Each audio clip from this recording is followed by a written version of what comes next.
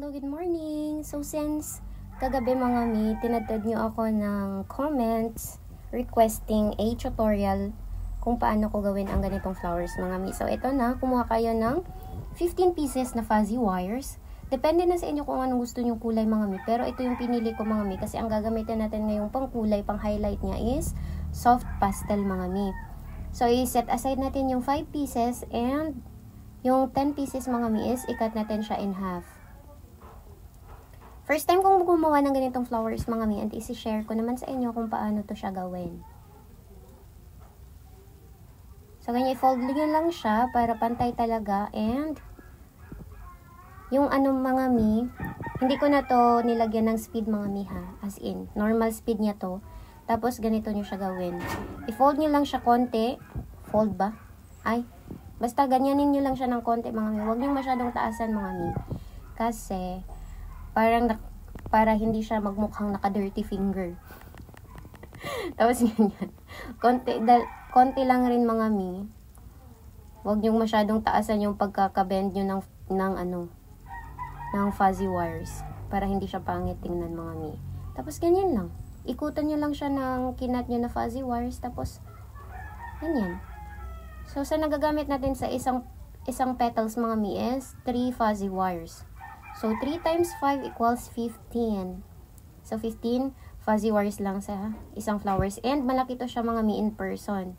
Tapos, fast forward natin mga mi. Gaya ng sinabi ko kanina, gumamit ako ng soft pastel. Hindi ko to siya masyadong ginagamit mga mi kasi para sa akin makalat siya mga mi.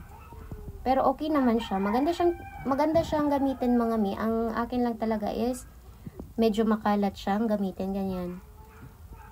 Tapos, lagyan lang natin siya ng konting highlight.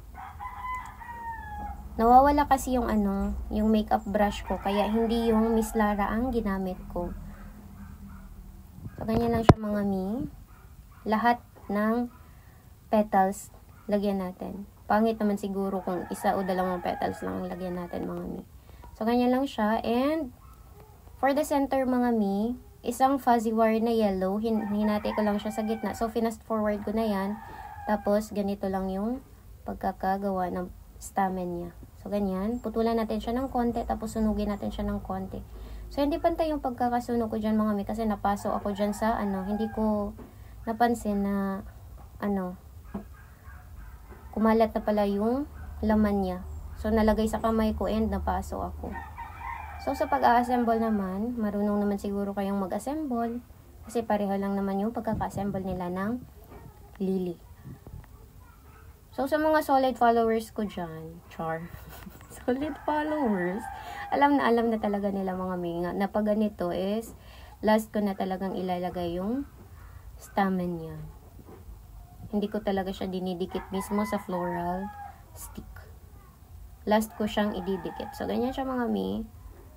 Diba? Sobrang dali lang and sobrang laki niyan in person mga mi. Kaya, magsabit na kayo ng assignment kang teacher para hindi magalit si teacher. Joke lang po. Saka natin siya lalagyan ng floral tape. So, nasa sa inyo na yan kung lalagyan niyo siya ng dahon or hindi. Basta for me, hindi na. So, here's the final result mga misa na nagustuhan niyo yung video na to. Thank you for watching. See you next video. Bye-bye!